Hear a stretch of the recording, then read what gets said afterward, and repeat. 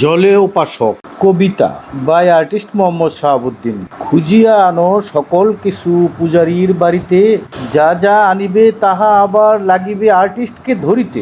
বাঁশ খড় মাটি তাহা তো লাগিবে, সকল কিছু একত্রিত করি রূপান্তরিতে জল হাকিবে। পরিশোধিত ব্যক্তির বাড়ির গোপন মাটি, জলে রঙে মিশ্রিত লেপনে করে তুলিবে তা খাঁটি। সোনা রূপা বস্ত্রে পাবে পূর্ণাঙ্গ রূপ, হেলো চিহ্ন আর কপালে ত্রিনয়ন আঁকিয়া দৃশ্যায়িত করিবে কালো ক্ষোভ। পুষ্প মঞ্জুরি জলে ভিজায়ে ছিটাবে পবিত্রতে, ঢাকের বাড়ির সাথে ধূপদানির ধূপ থাকিবে দুলাতে।